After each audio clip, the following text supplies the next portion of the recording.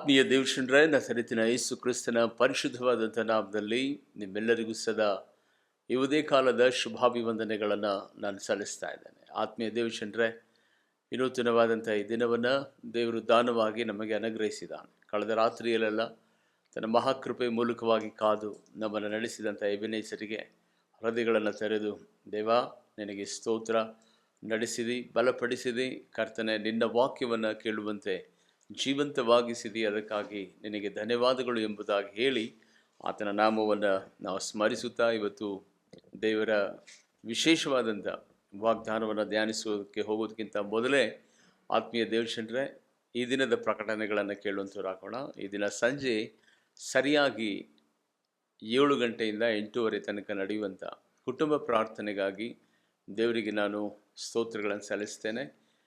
ಸರಿಯಾಗಿ 7 ಗಂಟೆಗೆ ಕುಟುಂಬವಾಗಿ ಬನ್ನಿರಿ. ಝೂಮ್ ಕುಟುಂಬ ಪ್ರಾರ್ಥನೆ ಈ ಮೇಲ್ ಕಾಣಿಸಿದಂಥ ಈ ಲಿಂಕನ್ನು ನೀವು ಲಾಗಿನ್ ಮಾಡಿ, ಕರ್ತನು ನಿಮ್ಮ ಕುಟುಂಬವನ್ನು ಅದ್ಭುತವಾದಂಥ ರೀತಿಯಲ್ಲಿ ಬಿಡುಗಡೆ, ಸ್ವಸ್ಥತೆ, ಸಮಾಧಾನ, ನೆಮ್ಮದಿ, ಆಶೀರ್ವಾದ ಕೊಡುವಂಥ ಸಮಯ ಈ ದಿನ ಸಂಜೆ 7 ಗಂಟೆಯಿಂದ ಪ್ರಾರಂಭವಾಗ್ತದೆ.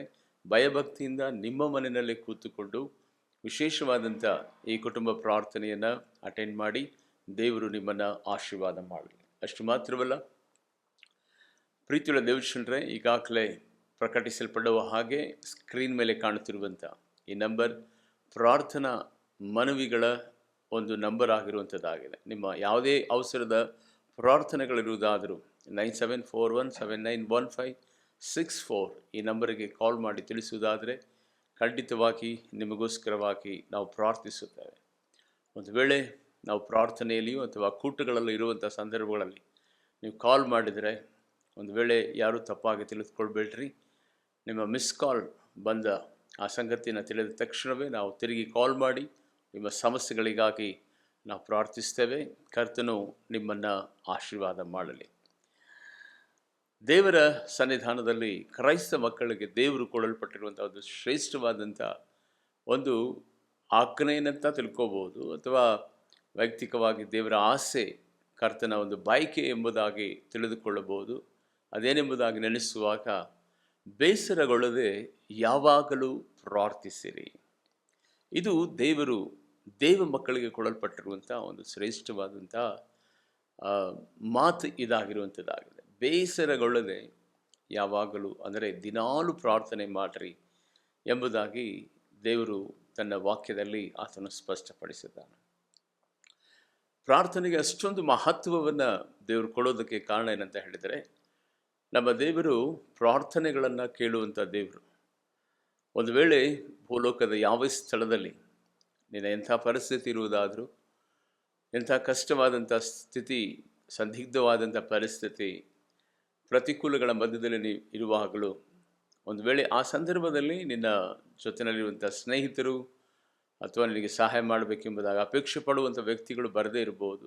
ಏಸಪ್ಪ, ನನ್ನನ್ನು ಕರುಣಿಸು, ನನ್ನನ್ನು ಕಟಾಕ್ಷಿಸು, ನನ್ನನ್ನು ದೇವರೇ ಕರ್ತನೆ ರಕ್ಷಿಸು ಎಂಬುದಾಗಿ ನೀನು ಎಂಥ ಸ್ಥಳದಲ್ಲಿ, ಅದು ಸೆರೆಮನೆ ಆಗಿರ್ಬೋದು, ಅಗಾಧವಾದಂಥ ನಿರ್ಜನ ಪ್ರದೇಶವಾಗಿರ್ಬೋದು, ಭಯಾನಕವಾದಂಥ ಅರಣ್ಯ ಪ್ರದೇಶವಾಗಿರ್ಬೋದು, ಸುತ್ತಮುತ್ತಲು ಯಾವುದೇ ವಿಧವಾದಂಥ ಜನಗಳ ಒಂದು ವಾಸನೆ ಇಲ್ಲದೆ ಇರುವಂಥ ಸ್ಥಳಗಳಲ್ಲಿ ನೀನಿರುವಾಗಲೂ, ಒಂದು ವೇಳೆ ಭಯ ಕಳವಳದಿಂದ ನೀನು ತುಂಬಿರುವಾಗ, ದೇವಾ ಯೇಸಪ್ಪ ಎಂಬುದಾಗಿ ಹೇಳಿ ಮನಸಾರೆ ನೀನು ಕೂಗುವಂಥ ಸಂದರ್ಭದಲ್ಲಿ ದೇವರು ತನ್ನ ಮಹಿಮೆಯೊಡನೆ ಆವರಿಸಿ ನಮ್ಮ ಕೂಗನ್ನು ಆಲಿಸಿ ನಮಗಿರುವಂಥ ಸಂದಿಗ್ಧ ಪರಿಸ್ಥಿತಿಯಿಂದ ಬಿಡಿಸೋದಕ್ಕೆ ಸಾಮರ್ಥ್ಯವುಳ್ಳವನಾಗಿದ್ದಾನೆ.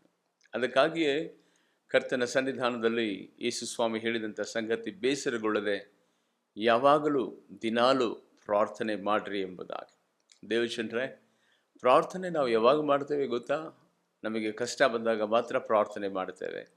ಸಮಸ್ಯೆಗಳು ಉದ್ಭವವಾದಾಗ, ಯಾರಾದರೂ ನಮ್ಮಿಂದ ದೂರ ಆದಾಗ, ಯಾರಾದರೂ ನಮ್ಮನ್ನು ಕೈ ಕೊಟ್ಟಾಗ, ಅಥವಾ ಯಾರಾದರೂ ನಮಗೆ ಸಹಾಯ ಮಾಡದೇ ಇರುವಂಥ ಸಂದರ್ಭದಲ್ಲಿ, ಅಂಥ ಒಂದು ವೇಳೆಯಲ್ಲಿ ನಾವು ಪ್ರಾರ್ಥನೆ ಮಾಡೋದಕ್ಕೆ ಹೋಗುತ್ತೇವೆ.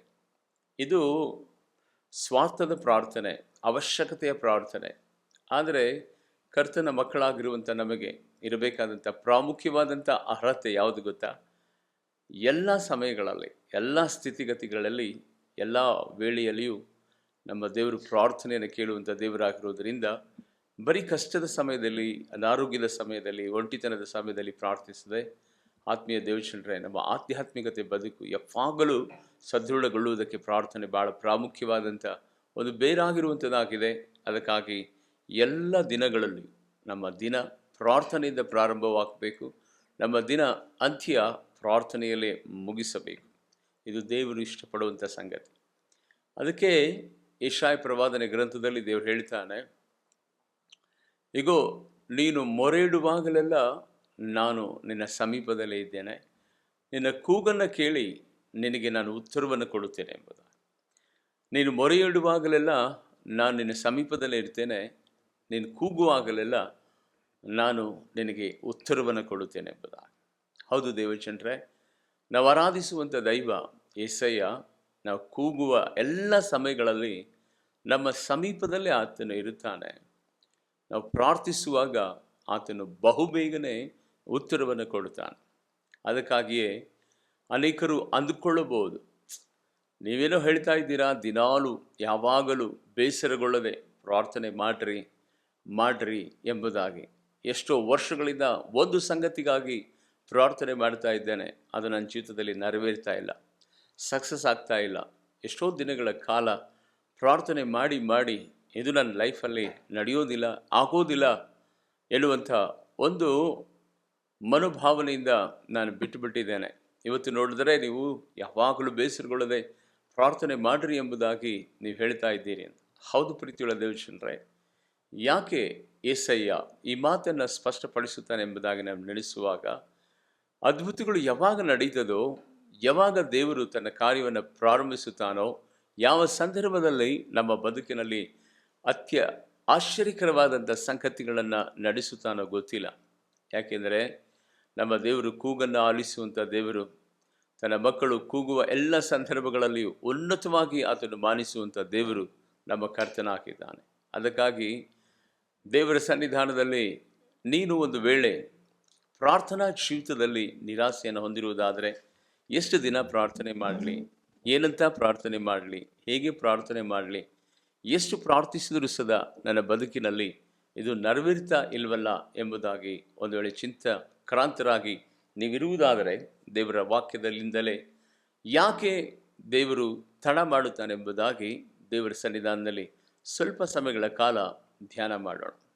ದೇವರು ತಡ ಮಾಡಲ್ಲ, ಆದರೆ ಆ ಪ್ರಾರ್ಥನೆಗಳಿಗೆ ತಡೆ ಎಲ್ಲಿಂದ ಬರ್ತದೆ, ಹೇಗೆ ಆ ತಡೆಗಳು ಉಂಟಾಗುತ್ತದೆ ಎಂಬುದಾಗಿ ದೇವರ ವಾಕ್ಯದ ಬೆಳಕಿನಲ್ಲಿಯೇ ಸ್ವಲ್ಪ ಸಮಯಗಳ ಕಾಲ ನಾವು ನೋಡುವಂಥವರಾಗೋಣ. ದೇವಚಂದ್ರೇ, ದಾನಿಯೇಲನ ಜೀವಿತವನ್ನು ಗಮನಿಸುವಂಥ ಸಂದರ್ಭದಲ್ಲಿ ಆತನು 21 ದಿನಗಳ ಕಾಲ ಉಪವಾಸ ಪ್ರಾರ್ಥನೆಯನ್ನು ಪ್ರಾರಂಭ ಮಾಡ್ತಾನೆ. ಉಪವಾಸ ಪ್ರಾರ್ಥನೆ ಒಂದು ದಿನಕ್ಕೆ ಮಾಡಿ ಮುಗಿಸ್ಬೋದಲ್ಲ, ಅಥವಾ ಮಧ್ಯಾಹ್ನದ ತನಕನೇ ಮಾಡಿ ಮುಗಿಸ್ಬೋದಲ್ವ, ಸಂಜೆ ವೇಳೆ ತನಕ ಮಾಡಿ ಉಪವಾಸ ಪ್ರಾರ್ಥನೆಯನ್ನು ಮುಗಿಸ್ಬೋದಲ್ವ. ಆದರೆ ದಾನಿಯೇಲ ಒಂದು ನಿರ್ಣಯ ತೆಗೆದುಕೊಳ್ತಾನೆ. ಆ ನಿರ್ಣಯ ಏನೆಂದರೆ, 70 ವರ್ಷಗಳ ಕಾಲ ಬ್ಯಾಬಿಲೋನ್ ಸಂಸ್ಥಾನದಲ್ಲಿ ಸೆರೆ ಹೋಗಿರುವಂಥ ನಮ್ಮ ಬದುಕು ವೇದಗಳ ಪ್ರಕಾರವಾಗಿ 70 ವರ್ಷಗಳ ನಂತರ ಬಿಡುಗಡೆ ಆಗಬೇಕು. ಆಗಲಿಲ್ಲ, ಇನ್ನೂ ಸೆರೆಯ ಆ ವನವಾಸದಲ್ಲಿ ಇದ್ದೇವೆ ಎಂಬುದಾಗಿ ಹೇಳಿ ಸೃಷ್ಟಿಕರ್ತನಾಗಿರುವಂಥ ದೇವರನ್ನು, ವಾಗ್ದಾನ ಮಾಡಿದಂಥ ದೇವರನ್ನು ಆತನು ಮೊರೆ ಇಡುವುದಕ್ಕೋಸ್ಕರವಾಗಿ ಆತನು 21 ದಿನಗಳ ಕಾಲ ಪ್ರಾರ್ಥನೆಯನ್ನು ಪ್ರಾರಂಭಿಸ್ತಾನೆ. ದೇವರ ಮಕ್ಕಳೇ, ಕರ್ತನ ಸನ್ನಿಧಾನದಲ್ಲಿ ಆ ಪ್ರಾರ್ಥನೆ ಪ್ರಾರಂಭದ ಆ ಮೊದಲನೇ ಸಾಲು, ದೇವರ ಸನ್ನಿಧಾನದಲ್ಲಿ ಆತನು ಮೊರೆ ಇಡುತ್ತಾನೆ. ಯಾವ ಸಂಗತಿಗಳ ವಿಷಯದಲ್ಲಿ ಎಂಬುದಾಗಿ ನಡೆಸುವಾಗ, ಆ 70 ವರ್ಷಗಳ ಕಾಲ ಸಂದು ಹೋಯಿತು, ಇಂಥ ಒಂದು ಸಂದರ್ಭದಲ್ಲಿ ನಮಗೆ ಬಿಡುಗಡೆ ಇಲ್ವಾ, ನಾವು ದಾಸರಾಗಿ ಇರಬೇಕಾ ಎಂಬುದಾಗಿ ಹೇಳಿ ಆ ಪ್ರಾರ್ಥನೆಯನ್ನು ಪ್ರಾರಂಭಿಸಿ ದೇವ ಬಿಡುಗಡೆ ಕೊಡು ಎಂಬುದಾಗಿ ಪ್ರಾರ್ಥಿಸ್ತಾನೆ. ದೇವರಿಗೆ ಸ್ತೋತ್ರವಾಗಲಿ. ಆದರೆ ಇಲ್ಲಿ 21 ದಿನಗಳ ಕಾಲ ಆತನ ಪ್ರಾರ್ಥನೆ ನಿರಂತರವಾಗಿ ಹೋಗ್ತದೆ. ಒಂದು ದಿನ 21 ದಿನ ಆದ ನಂತರ ಮಿಕಾಯೇಲ್ ಎನ್ನುವಂಥ ಪರಲೋಕದ ದೂತನು ಆತನಿಗೆ ಪ್ರಸನ್ನನಾಗುವುದರ ಮೂಲಕವಾಗಿ ಆ ದಾನಿಯೇಲನಿಗೆ ಒಂದು ಸಂದೇಶವನ್ನು ಹೊತ್ತು ತರ್ತಾನೆ. ಆ ಸಂದೇಶ ಏನು ಗೊತ್ತಾ? ಓದ್ರಿ, ದೇವರಿಗೆ ಸ್ತೋತ್ರವಾಗಲಿ. ದಾನಿಯೇಲ ಪ್ರವಾದನೆ ಗ್ರಂಥ 10ನೇ ಅಧ್ಯಾಯದ 12 ಮತ್ತು 13ನೇ ವಚನ. ಆಮೇಲೆ ಅವನು ನನಗೆ, ದಾನಿಯೇಲನೇ, ಭಯಪಡಬೇಡ, ನೀನು ದೈವ ಸಂಕಲ್ಪವನ್ನು ವಿಮರ್ಶಿಸುವುದಕ್ಕೂ ನಿನ್ನನ್ನು ನಿನ್ನ ದೇವರ ತಗ್ಗಿಸಿಕೊಳ್ಳುವುದಕ್ಕೂ ಮನಸ್ಸಿಟ್ಟಂತ ಆ ಮೊದಲನೇ ದಿನದಲ್ಲಿ ನಿನ್ನ ವಿಜ್ಞಾಪನೆಯು ದೇವರಿಗೆ ಮುಟ್ಟಿತು ಎಂಬುದಾಗಿ ಹೇಳ್ತಾನೆ. ದೇವರಿಗೆ ಸ್ತೋತ್ರವಾಗಲಿ. ಪ್ರಾರ್ಥನೆ ಪ್ರಾರಂಭ ಮಾಡಿದ ತಕ್ಷಣವೇ ಆ ಪ್ರಾರ್ಥನಾ ಮನವಿ ದೇವರಿಗೆ ಮುಟ್ಟಿತಂತೆ. ಕೂಗುವ ಎಲ್ಲರಿಗೂ ಸಮೀಪದಲ್ಲಿರುವಂಥ ದೇವರು, ದೇವರ ಸನ್ನಿಧಾನದಲ್ಲಿ ಯಾರು ಆತನನ್ನು ಪ್ರಾರ್ಥನೆ ಮಾಡ್ತಾರೋ ಅದಕ್ಕೆ ಉತ್ತರ ಕೊಡುವಂಥ ದೇವರು ನಮ್ಮ ದೇವರು ಎಂಬುದಾಗಿ ನಾವು ನೋಡಿದ್ದೀವಿ. ಇಲ್ಲಿ ದೇವದೂತನು ಬಂದು ಹೇಳ್ತಾ ಇದ್ದಾನೆ, ನೀನು ಯಾವ ದೈವ ಸಂಕಲ್ಪವನ್ನು ತೊಟ್ಟು ಯಾವ ಸಂಗತಿಯ ವಿಷಯದಲ್ಲಿ ಕರ್ತನ ಸನ್ನಿಧಾನದಲ್ಲಿ ಪ್ರಾರ್ಥನೆ ಮಾಡಿದೆಯೋ, ನೀನು ಮಾಡಿದಂಥ ಆ ಪ್ರಾರ್ಥನೆ ಮೊದಲ ದಿನದಲ್ಲಿಯೇ ದೇವರ ಸನ್ನಿಧಾನದಲ್ಲಿ ಅದು ಏರಲ್ಪಟ್ಟಿತ್ತು ಎಂಬುದಾಗಿ ಹೇಳುವಾಗ ದಾನಿಯೇಲನು ಪ್ರಶ್ನೆ ಮಾಡ್ತಾನೆ, ಹೌದಾ, ಹಾಗಾದರೆ 21 ದಿನಗಳ ನಂತರ ನೀನು ಬಂದಿದೆಯಲ್ಲ, ಇದನ್ನು ಮೊದಲನೇ ನೀನು ಬಂದು ನನ್ನನ್ನು ಪ್ರಕಟಿಸಬಹುದಿತ್ತಲ್ಲ. ನನ್ನ ದೇವರು ಆಲ್ರೆಡಿ ಮೊದಲ ದಿನ ಮೊದಲ ಬಾಯಿ ತೆರೆದು ಯಾವ ಸಂಗತಿಗಾಗಿ ನಾನು ಪ್ರಾರ್ಥನೆ ಮಾಡಿದನೋ ಆ ಸಂಗತಿಗಳನ್ನು ದೇವರು ಅಂಗೀಕಾರ ಮಾಡಿಕೊಂಡಿದ್ದಾನೆ ಎಂಬುದಾಗಿ ಹೇಳಿದೆಯಲ್ಲ ದೇವದೂತನೇ. ಹಾಗಾದರೆ ನೀನು 21 ದಿನಗಳ ಕಾಲ ಯಾಕೆ ತಡ ಮಾಡಿದೆ ಎಂಬುದಾಗಿ ಆ ದೇವದೂತನಿಗೆ ಪ್ರಶ್ನೆ ಮಾಡುವಂಥ ಸಂದರ್ಭದಲ್ಲಿ ದೇವದೂತನು ಉತ್ತರವನ್ನು ಕೊಡ್ತಾನೆ. ಆ ಉತ್ತರ ಏನು ಗೊತ್ತಾ? ದಾನಿಯೇಲ ಪ್ರವಾದನೆ ಗ್ರಂಥ 9ನೇ ಅಧ್ಯಾಯ 23ನೇ ವಚನ. ನಿನ್ನ ವಿಜ್ಞಾಪನೆಯ ಆರಂಭದಲ್ಲಿಯೇ ದೇವರ ಅಪ್ಪಣೆಯಾಯಿತು, ಅದನ್ನು ನಿನಗೆ ತಿಳಿಸಲು ಇಲ್ಲಿಗೆ ಬಂದಿದ್ದೇನೆ. ನೀನು ದೇವರಿಗೆ ಅತಿ ಪ್ರಿಯ ಈ ದೈವೋಕ್ತಿಯನ್ನ ಯೋಚಿಸು ಎಂಬುದಾಗಿ, ಈ ದರ್ಶನವನ್ನು ನೀನು ಗ್ರಹಿಸಿಕೊ ಎಂಬುದಾಗಿ ಹೇಳ್ತಾನೆ. ಯೆಶಾಯ ಪ್ರವಾದನೆ ಗ್ರಂಥ 10ನೇ ಅಧ್ಯಾಯ 13ನೇ ವಚನದಲ್ಲಿ ನಾವು ನೋಡುವಂಥ ಸಂದರ್ಭದಲ್ಲಿ ಇದನ್ನು ಮಾತನ್ನು ಮುಂದುವರೆದು ಆತನು ಹೇಳುವಂಥ ಸಂಗತಿಯನ್ನು ಗೊತ್ತಾ? ಪಾರಸಿಕ ದಿವ್ಯ ಪಾಲಕನು ನನಗೆ 21 ದಿನಗಳ ಕಾಲ ಆತನು ತಡೆದು ನಿಲ್ಲಿಸಿದನು, ಅದಕ್ಕಾಗಿಯೇ ನಿನ್ನ ಬಳಿನಲ್ಲಿ ಬರೋದಕ್ಕೆ 21 ದಿನಗಳ ನಂತರ ನಾನು ಬರ್ತಾ ಇದ್ದೇನೆ ಎಂಬುದಾಗಿ. ಪ್ರೀತಿಯುಳ್ಳ ದೇವಶನರೇ, ನಾವು ಅಂದ್ಕೊಂಡ್ಬಿಟ್ಟಿರ್ತೇವೆ ನಮ್ಮ ದೇವರು ಪ್ರಾರ್ಥನೆಗಳನ್ನು ಕೇಳುವಂಥ ದೇವರು, ಕೂಗುವ ಎಲ್ಲರಿಗೂ ಸಮೀಪದಲ್ಲಿ ಇರುವಂಥ ದೇವರು, ಮೊರೆ ಇಡುವಂಥ ವ್ಯಕ್ತಿಗಳಿಗೆ ಉತ್ತರವನ್ನು ಕೊಡುವಂಥ ದೇವರು. ಅದರಲ್ಲಿ ನೋ ಡೌಟ್, ಯಾವತ್ತೂ ಸದಾ ಅನುಮಾನಿಸಬೇಡ್ರಿ. ಆದರೆ ಕೆಲವೊಂದು ಸಂದರ್ಭದಲ್ಲಿ ನಾವು ಅಂದ್ಕೊಳ್ಳೋದು ಸಂಗತಿ ಏನು ಗೊತ್ತಾ? ನಾನಿಷ್ಟು ಪ್ರಾರ್ಥನೆ ಮಾಡ್ತಾ ಇದ್ದೇನೆ ಈ ಸಂಗತಿ ವಿಷಯದಲ್ಲಿ, ಯಾಕೆ ತಡ ಆಗ್ತಾ ಇದೆ, ಇಷ್ಟೊಂದು ತಾಮಸ ಯಾಕೆ ಆಗ್ತಾ ಇದೆ ಎಂಬುದಾಗಿ ನಿರಾಸೆ ಅಥವಾ ನಿಸ್ಪೃಹದಿಂದ ಕುಗ್ಗಿ ಹೋಗಬೇಡ. ಕೂಗುತ್ತಾ ಮೊರೆ ಇಡುತ್ತಾ ಇರುವಂಥ ಸಂದರ್ಭದಲ್ಲಿ ದಾನಿಯೇಲನ ಪ್ರಾರ್ಥನೆಯನ್ನು ದೇವರು ಕೇಳಿದನಂತೆ. ಆದರೆ ಅನೇಕ ಸಂದರ್ಭಗಳಲ್ಲಿ ನಮ್ಮ ಪ್ರಾರ್ಥನೆಗಳನ್ನು, ಅದರ ಉತ್ತರಗಳನ್ನು ನಾವು ಹೊಂದಲಾರದ ಹಾಗೆ ಆ ಪ್ರಾರ್ಥನೆಗಳನ್ನು ತಡೆದು ನಿಲ್ಲಿಸುವುದಕ್ಕೋಸ್ಕರವಾಗಿ ವಾಯುಮಂಡಲದ ದುಷ್ಟಶಕ್ತಿಗಳು ಇವತ್ತೂ ಸದಾ ನಮ್ಮ ವಿರುದ್ಧವಾಗಿ ಅವು ಹೋರಾಟ ಮಾಡ್ತಾನೆ ಇರ್ತವೆ. ಎಷ್ಟು ಜನಕ್ಕೆ ಅರ್ಥ ಆಗ್ತಾ ಇದೆಯೋ ಗೊತ್ತಿಲ್ಲ, ಅದೆಲ್ಲಕ್ಕೆ ಸ್ತೋತ್ರವಾಗಲಿ. ಆತ್ಮೀಯ ದೇವಶನರೇ, ತಂದೆಯಾದ ದೇವರು ತನ್ನ ಮಕ್ಕಳ ಕೂಗನ್ನು ಆಲಿಸೋದಕ್ಕೋಸ್ಕರವಾಗಿ ಸದಾ ಸಿದ್ಧನಾಗಿರುತ್ತಾನೆ. ದೇವರ ವಾಕ್ಯದಲ್ಲಿ ನಾವು ನೋಡುತ್ತೇವೆ, ನಾವು ಪ್ರಾರ್ಥನೆ ಮಾಡುವುದಕ್ಕಿಂತಲೂ ಯೋಚಿಸುವುದಕ್ಕಿಂತಲೂ ಉತ್ತಮವಾದದನ್ನೇ ಕೊಡುವುದಕ್ಕೆ ದೇವರು ಶಕ್ತನಾಗಿರುವಂಥ ಕರ್ತನಾಗಿದ್ದಾನೆ. ನಮ್ಮ ಪ್ರಾರ್ಥನೆಗಳು ಯಾವತ್ತೂ ಸದಾ ತಡೆ ಆಗೋದಿಲ್ಲ. ಆದರೆ ತಡೆ ಮಾಡುವಂಥ ಒಂದು ದುಷ್ಟಶಕ್ತಿ ಆಕಾಶ ಮಂಡಲದಲ್ಲಿ ಇರುವಂಥದ್ದಾಗಿದೆ. ಅದಕ್ಕಾಗಿಯೇ ದೇವರು ಹೇಳಿದಂಥ ಸಂಗತಿ, ಬೇಸರಗೊಳ್ಳದೆ ಯಾವಾಗಲೂ ಪ್ರಾರ್ಥನೆ ಮಾಡ್ರಿ. ಒಂದು ವೇಳೆ ದಾನಿಯೇಲನು 21 ದಿನಗಳ ಕಾಲ ನಿರಂತರವಾಗಿ ಆತನಿಗೆ ಪ್ರತ್ಯುತ್ತರ ಬರೋ ತನಕ ದೇವರ ಸಮಕ್ಷಮದಲ್ಲಿ ಆತನು 21 ದಿನಗಳ ಕಾಲ ಒಂದು ದೃಢ ಸಂಕಲ್ಪವನ್ನು ಮಾಡದೆ ಹೋಗಿದ್ರೆ, ದೇವರ ಆ ಶಬ್ದ, ದೇವರ ಒಂದು ಸ್ಪರ್ಶ, ದೇವರು ಕೊಡಲ್ಪಡ್ತಿರುವಂಥ ದರ್ಶನವನ್ನು ಆತನು ಕಳೆದುಕೊಳ್ತಾ ಇದ್ದನು. ಇವತ್ತು ಅನೇಕ ಜನರ ಜೀವಿತದಲ್ಲಿ ಇದನ್ನೇ ನಾವು ಮಾಡ್ತಾ ಇರುವಂಥದ್ದು. ಅದಕ್ಕೆ ದೇವರು ಒತ್ತಾಯಪೂರ್ವಕವಾಗಿ ಹೇಳುವಂಥ ಸಂಗತಿಯನ್ನು ಗೊತ್ತಾ? ಯಾವಾಗಲೂ ದಿನಾಲೂ ಬೇಸರಗೊಳ್ಳದೆ ಪ್ರಾರ್ಥನೆ ಮಾಡಬೇಕು. ಉತ್ತರ ಬಂದರೂ ಸರಿ, ಬರದೆ ಇದ್ದರೂ ಸರಿ, ಪ್ರಾರ್ಥನೆ ನಮ್ಮ ಜೀವಿತದ ಉಸಿರಾಗಿರಬೇಕು. ಇಲ್ಲಿ ಗಮನಿಸಬೇಕಾದಂಥ ಪ್ರಾಮುಖ್ಯವಾದ ಸಂಗತಿ ಏನು ಗೊತ್ತಾ? ಆಕಾಶ ಮಂಡಲದಲ್ಲಿರುವಂಥ ಆ ರಾಜತ್ವ, ಆ ದುರಾತ್ಮನ ಸೇನೆ ನಮ್ಮ ಪ್ರಾರ್ಥನೆಗಳಿಗೆ ಅಡ್ಡಿಪಡಿಸುತ್ತದೆ. ಯಾಕೆ ಅಡ್ಡಿಪಡಿಸ್ತದೆ ಗೊತ್ತಾ? ಎರಡು ಸಂಗತಿಗಳು ದೇವರ ಬಳಿನಲ್ಲಿ ಅವರು ತೆಗೆದುಕೊಂಡು ಹೋಗ್ತಾರೆ. ಮೊದಲನೇ ಸಂಗತಿ ಏನು ಗೊತ್ತಾ? ನಾವು ಒಂದು ವೇಳೆ ಮನಸ್ಸಿನಲ್ಲಿಯೋ ವೈಯಕ್ತಿಕವಾದ ಬದುಕಿನಲ್ಲಿ ನಾವು ತಪ್ಪು ಪಾಪಗಳನ್ನು ಮಾಡಿ ದೇವರ ಸನ್ನಿಧಾನದಲ್ಲಿ ನಾವು ಪ್ರಾರ್ಥನೆ ಮಾಡುವುದಕ್ಕೆ ಹೋಗುವುದಾದರೆ, ಆ ದುರಾತ್ಮ ಸೇನೆಗಳು, ಆ ರಾಜತ್ವದ ಅಧಿಕಾರಿ ದೇವರಿಗೆ ಪ್ರಶ್ನೆ ಮಾಡ್ತಾನೆ. ಅಷ್ಟೊಂದು ಪಾಪ ಮಾಡಿದ್ದಾನೆ, ಅಷ್ಟೊಂದು ತಪ್ಪುಗಳನ್ನು ಮಾಡಿದ್ದಾರೆ, ಇಂಥ ಪಾಪಿಗಳ ಪ್ರಾರ್ಥನೆ ಸುದ ನೀನು ಕೇಳೋದಕ್ಕೆ ಸಿದ್ಧಾನ? ಅವರಿಗೆ ನೀನು ಪ್ರತ್ಯುತ್ತರವನ್ನು ಹೇಗೆ ಕೊಡೋದಕ್ಕೆ ಸಿದ್ಧಾನ ಎಂಬುದಾಗಿ ಹೇಳಿ ಪ್ರಶ್ನೆ ಮಾಡ್ತಾರೆ. ಇನ್ನೊಂದು ಪ್ರಶ್ನೆ ಏನಂತ ಹೇಳಿದರೆ, ಯಾವಾಗಲೂ ನಿನ್ನನ್ನು ಸ್ತುತಿಸ್ತಾರೆ, ಆದರೆ ಅವರ ಬಾಯಿನಲ್ಲಿ ಬರೀ ನೀನು ಸ್ತುತಿನೇ ಇರೋದಿಲ್ಲ. ಸುಳ್ಳು, ಮೋಸ, ವಂಚನೆಗಳನ್ನು ಮಾಡ್ತಾ ಇರ್ತಾರೆ. ಅವರ ದೃಷ್ಟಿಯ ಮೂಲಕವಾಗಿ ಅಶ್ಲೀಲವಾದದನ್ನು ನೋಡ್ತಾ ಇರ್ತಾರೆ. ಅಂದರೆ ಕಣ್ಣುಗಳನ್ನು ಮುಚ್ಚಿ ಆತ್ಮಿಕ ಕಣ್ಣುಗಳನ್ನು ತೆರೆಯುವಂಥ ಸಂದರ್ಭದಲ್ಲಿ ಪರಿಶುದ್ಧತೆಯ ನಾಟಕವನ್ನು ಆಡ್ತಾರೆ. ಇವರ ಪ್ರಾರ್ಥನೆ ನೀನು ಅಂಗೀಕರಿಸಿ ಅವರಿಗೆ ಉತ್ತರವನ್ನು ನೀನು ಕೊಡುತ್ತೀಯಾ ಎಂಬುದಾಗಿ ಹೇಳಿ ದೇವರಿಗೆ ಅವರು, ಆ ದುರಾತ್ಮ ಸೇನೆಗಳು ತಡೆದು ನಿಲ್ಲಿಸಿ ಈ ಪ್ರಾರ್ಥನೆಗಳನ್ನು, ಅವರ ಮನವಿಗಳನ್ನು ನೀನು ತಿರಸ್ಕಾರ ಮಾಡಬೇಕೆಂಬುದಾಗಿ ಹೇಳಿ ಒತ್ತಾಯಪಡಿಸ್ತಾನೆ. ಆದರೆ ಯೇಸು ಸ್ವಾಮಿ, ದೇವ ಮಕ್ಕಳೇ, ನಮ್ಮ ಪ್ರಾರ್ಥನೆಗೆ ಎಷ್ಟು ಪ್ರಾಮುಖ್ಯತೆಯನ್ನು ಕೊಡುತ್ತಾನೆ ಎಂಬುದಾಗಿ ನೆನೆಸುವಂಥ ಸಂದರ್ಭದಲ್ಲಿ ತಂದೆಯಾದ ದೇವರ ಬಳಿನಲ್ಲಿ ಮಧ್ಯಸ್ಥಿಕೆಯನ್ನು ಆತನು ವಹಿಸುತ್ತಾನೆ. ಏನಂತ ಮಧ್ಯಸ್ಥಿಕೆ ವಹಿಸ್ತಾನೆ ಗೊತ್ತಾ? ಹೌದು, ನನ್ನ ಮಕ್ಕಳು ಪಾಪಿಗಳೇ, ಅವರ ದೃಷ್ಟಿನಲ್ಲಿ ತಪ್ಪು ಮಾಡ್ತಾರೆ, ಮಾತಿನಲ್ಲಿ ತಪ್ಪಿ ಹೋಗುತ್ತಾರೆ, ಕೆಲವು ಸಮಯದಲ್ಲಿ ಪಾಪದಲ್ಲಿ ಬಿದ್ದು ಹೋಗುತ್ತಾರೆ. ಆದರೆ ಅವರ ಪಾಪಗಳನ್ನು, ಅವರ ದ್ರೋಹಗಳನ್ನು, ಅವರಲ್ಲಿರುವಂಥ ಕೆಟ್ಟ ಆಲೋಚನೆಗಳನ್ನು ಶುದ್ಧೀಕರಣ ಮಾಡುವುದಕ್ಕೋಸ್ಕರವಾಗಿಯೇ ನಾನು ನನ್ನ ಪರಿಶುದ್ಧವಾದಂಥ ರಕ್ತವನ್ನು ಅವರಿಗಾಗಿ ನಾನು ಸುರಿಸಿದ್ದೇನೆ.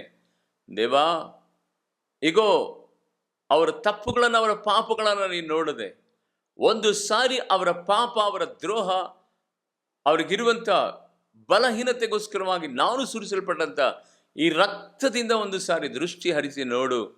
ನನ್ನ ಮಕ್ಕಳು ಇವತ್ತೆಲ್ಲ ನಾಳೆ ಸರಿ ಹೋಗುತ್ತಾರೆ, ಅವರಿಗೆ ಪ್ರತ್ಯುತ್ತರವನ್ನು ದಯಪಾಲಿಸು ಎಂಬುದಾಗಿ ಹೇಳಿ ಏಸಯ್ಯ ತಂದೆಯಾದ ದೇವರ ಬಳಿನಲ್ಲಿ ಆತನು ಯಾಚಕತ್ವವನ್ನು ವಹಿಸಿ ನಮಗೆ ಬೇಕಾದಂಥ ಆ ಉತ್ತರವನ್ನು ದೇವರು ಕರುಣಿಸುವಂತವನಾಗಿದ್ದಾನೆ.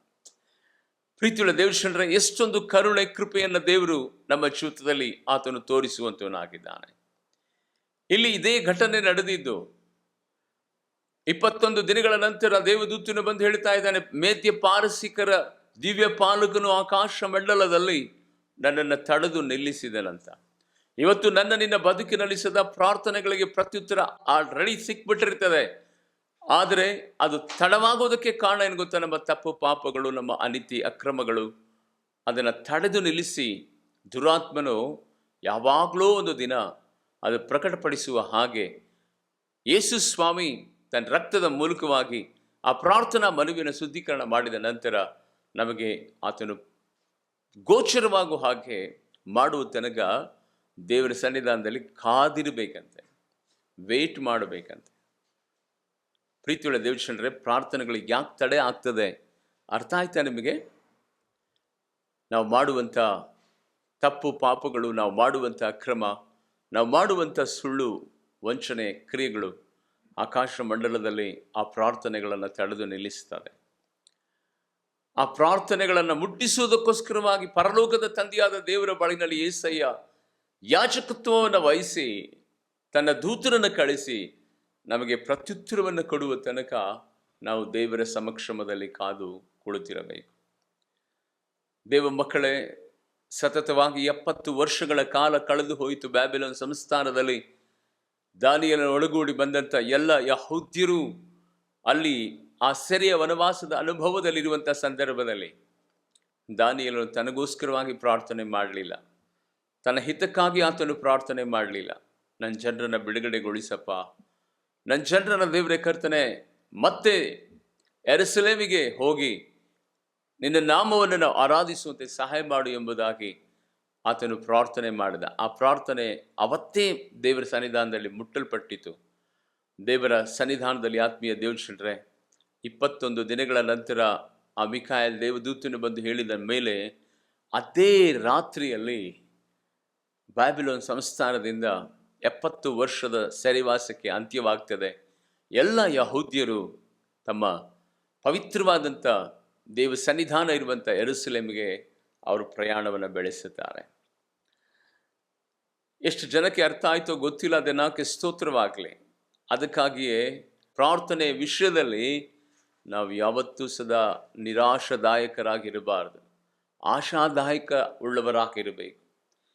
ಪ್ರಾರ್ಥನೆ ವಿಷಯದಲ್ಲಿ ನಾವು ಯಾವತ್ತೂ ನೆಗ್ಲೆಕ್ಟ್ ಮಾಡಬಾರದು, ಚುರುಕುತನದಿಂದ ಇರಬೇಕು. ಪ್ರಾರ್ಥನೆ ಎಡೆಬಿಡದೆ ಮಾಡಬೇಕು, ಬೇಸರಗೊಳ್ಳದೆ ಮಾಡಬೇಕು. ಕರ್ತನ ಸಮಕ್ಷಮದಲ್ಲಿ ಉತ್ತರ ಸಿಗುವ ತನಕ ಪಟ್ಟು ಹಿಡಿದು ಪ್ರಾರ್ಥನೆ ಮಾಡಬೇಕು. ಇವತ್ತು ನಿಮಗೆ ಅರ್ಥ ಆಗಿದೆ ಎಂಬುದಾಗಿ ನಾನು ನೆನೆಸುತ್ತೇನೆ. ಯಾಕೆ ತಡೆಗಳು ಆಗ್ತದೆ ಎಂಬುದಾಗಿ ನಮ್ಮನ್ನು ನಾವು ಸರಿಪಡಿಸಿಕೊಂಡು ಕರ್ತನ ಸನ್ನಿಧಾನದಲ್ಲಿ, ದೇವಾ ಕರ್ತನೆ ಸ್ವಾಮಿ, ಒಂದು ವೇಳೆ ನನ್ನಲ್ಲಿ ತಪ್ಪು ಪಾಪ ಅಕ್ರಮ ಅನೀತಿ ಇರುವುದಾದರೆ ನನ್ನನ್ನು ನಿನ್ನ ರಕ್ತದಿಂದ ತೊಳೆದು ಬಿಡು. ನನಗಿಂಥ ಸಮಸ್ಯೆ ಇದೆ, ಇದು ನನಗೆ ಅವಶ್ಯಕತೆ ಇದೆ, ಇಂಥ ಒಂದು ಕಷ್ಟದ ಪರಿಸ್ಥಿತಿಯಲ್ಲಿ ನಾನು ನಿನ್ನನ್ನು ನೋಡ್ತಾ ಇದ್ದೇನೆ, ನನ್ನನ್ನು ಕರುಣಿಸು ಎಂಬುದಾಗಿ ನಿನ್ನ ಪಾಪವನ್ನು ಅರಿಕೆ ಮಾಡಿ ಕರ್ತನ ಸಮಕ್ಷಮದಲ್ಲಿ ಪ್ರಾರ್ಥನೆಯನ್ನು ಸಮರ್ಪಣೆ ಮಾಡುವುದಾದರೆ ದಾನಿಯೇಲನ ದೇವರೇ ನಮ್ಮ ದೇವರು ಖಂಡಿತವಾಗಿಯೂ ನಮಗೆ ಪ್ರತ್ಯುತ್ತರವನ್ನು ಕೊಡುತ್ತಾನೆ. ಅದಕ್ಕಾಗಿ ಒಂದು ದಿನಕ್ಕೆ ಒಂದು ಅದ್ಭುತಗಳನ್ನು ಹೊಂದಿದ ನಂತರ ನಾವು ಪ್ರಾರ್ಥನೆ ನಿಲ್ಲಿಸೋದು ಬೇಡ. ಯಾವಾಗಲೂ ಬೇಸರಗೊಳ್ಳದೆ ಪ್ರಾರ್ಥಿಸೋಣ. ಕಣ್ಣುಗಳನ್ನು ಮುಚ್ಚಿ ದೇವರ ಸನ್ನಿಧಾನದಲ್ಲಿ ಒಂದು ನಿಮಿಷ ನಿಮಗಾಗಿ ಪ್ರಾರ್ಥನೆ ಮಾಡ್ತೇನೆ. ಪರಿಶುದ್ಧನೇ, ಮಹೋನ್ನತನೇ, ಮೃತ್ಯುಂಜಯನಾಗಿರುವ ನನ್ನ ತಂದೆಯಾದ ದೇವ, ನಿನ್ನ ವಾಕ್ಯದ ಗುಡಾರ್ಥವನ್ನು ಇವತ್ತು ನಮಗೆ ಪ್ರಕಟಪಡಿಸಿ, ದೇವರೇ ಕರ್ತನೆ ಬೇಸರಗೊಳ್ಳದೆ ಯಾವಾಗಲೂ ಪ್ರಾರ್ಥಿಸಿರಿ ಎಂಬುದಾಗಿ ಅಪ್ಪ ಆ ವಿಶೇಷವಾದಂಥ ಲೇಖನದ ವಿಮರ್ಶೆಯನ್ನು ಮಾಡಲಿಕ್ಕಾಗುವಂತೆ, ಅದರ ಮೂಲಕವಾಗಿ ಸತ್ಯ ತಿಳಿದುಕೊಳ್ಳಲಿಕ್ಕಾಗುವಂತೆ ನೀನು ಕೃಪೆ ಮಾಡಿದಿ. ಯೇಸು ಕ್ರಿಸ್ತನ ನಾಮದಲ್ಲಿ ಈ ಸಂದೇಶವನ್ನು ಆಲಿಸುತ್ತಿರುವಂಥ ನನ್ನ ಕರ್ನಾಟಕದ ಜನರು, ದೇವರ ದೇಶ ವಿದೇಶಗಳಲ್ಲಿರುವಂಥ ಎಲ್ಲ ಆತ್ಮೀಯ ದೇವ ಮಕ್ಕಳಿಗಾಗಿ ಸ್ತೋತ್ರ. ಇನ್ನು ಮೇಲೆ ಕರ್ತನೆ ಸ್ವಾಮಿ, ಕಾಟಾಚಾರಕ್ಕೆ ಪ್ರಾರ್ಥನೆ ಮಾಡದೆ, ಅದ್ಭುತಗಳಿಗಾಗಿ ಮಾತ್ರ ಪ್ರಾರ್ಥನೆ ಮಾಡದೆ, ಕಷ್ಟದ ಸಮಯದಲ್ಲಿ ಮಾತ್ರ ಪ್ರಾರ್ಥನೆ ಮಾಡದೆ, ಯಾವಾಗಲೂ ಬೇಸರಗೊಳ್ಳದೆ ನಿರಂತರವಾಗಿ ಉದಯದಲ್ಲಿ, ಮಧ್ಯಾಹ್ನದಲ್ಲಿ, ರಾತ್ರಿಯಲ್ಲಿ ದೇವಾಕರ್ತನ ನಿನಗಂಟಿಕೊಂಡು ಪ್ರಾರ್ಥನೆ ಮಾಡುವ ಹಾಗೆ ನಿನ್ನ ಕೃಪೆಯನ್ನು ನೀನು ತೋರಿಸು. ದಿನಕ್ಕೆ 3 ಆವರ್ತಿ ದೇವಾಕರ್ತನ ಯಾವುದೇ ನಿರಾಸೆ ನಿಸ್ಪೃಹ ಇಲ್ಲದ ರೀತಿಯಲ್ಲಿ ದಾನಿಯೇಲ ನಿನ್ನ ಪಾದವನ್ನು ಬಿಗಿದು ದೇವರ ಕರ್ತನೆ ಪ್ರಾರ್ಥನೆ ಮಾಡ್ತಾ ಇದ್ದೆನು. ಅವನ ಪ್ರಾರ್ಥನೆಗಳಲ್ಲಿ ಒಂದು ಸದಾ ತಪ್ಪಿ ಹೋಗಲಿಲ್ಲ. ಆ ಪ್ರಾರ್ಥನೆಗಳ ಪ್ರತ್ಯುತ್ತರವನ್ನು ನೀನು ಕೊಟ್ಟಂಥ ದೇವರು, ಯೇಸುವಿನ ನಾಮದಲ್ಲಿ ಆ ದಾನಿಯೇಲ ದೇವರ ನೀನು ನಮ್ಮ ದೇವರಾಗಿದ್ದೀರಾ. ಅಚ್ಚ ಒಂದು ವೇಳೆ ಕರ್ತನೆ ಸ್ವಾಮಿ ಸುಖವಾಗಿ ನೋಡೋದಕ್ಕೆ ಚೆನ್ನಾಗಿರುವುದಾದರೂ ಆ ಸೆರೆಯ ಅನುಭವ, ಅಂದರೆ ಆತ್ಮಿಕತೆ ಬದುಕಿನಲ್ಲಿ ಕಟ್ಟಲ್ಪಟ್ಟಂಥ ಅನುಭವ, ನೆಮ್ಮದಿ, ಸಮಾಧಾನ, ಸಂತೋಷ ಇಲ್ಲದೆ ಇರುವಂಥ ಸಂದರ್ಭಗಳು ಕರ್ತನೆ ಒಂದು ವೇಳೆ ಈ ಮಕ್ಕಳಿಗೆ ಇರುವುದಾದರೆ ಆ ಎಲ್ಲ ವಿಧವಾದ ಸೆರೆವಾಸವನ್ನು ಯೇಸುವಿನ ನಾಮದಲ್ಲಿ ಈ ಮಕ್ಕಳು ಪ್ರಾರ್ಥಿಸುವುದರ ಮೂಲಕವಾಗಿ ಅವುಗಳನ್ನು ಬಿಡುಗಡೆಗೊಳಿಸು. ದೇವರೇ, ಒಂದು ದೊಡ್ಡ ಫ್ರೀಡಮನ್ನು ನಿನ್ನ ಮಕ್ಕಳಿಗೆ ನೀನು ಅನುಗ್ರಹಿಸಿ ನಿನ್ನ ಮಕ್ಕಳನ್ನು ಉದ್ಧಾರ ಮಾಡಿ ನಡೆಸಬೇಕೆಂದು ಯೇಸು ಕ್ರಿಸ್ತನ ನಾಮದಲ್ಲಿ ಬೇಡಿ ಪ್ರಾರ್ಥಿಸ್ತೇನೆ ನನ್ನ ಪರಲೋಕದ ತಂದೆಯಾದ ದೇವರೇ. ಆಮೇನ್, ಆಮೇನ್.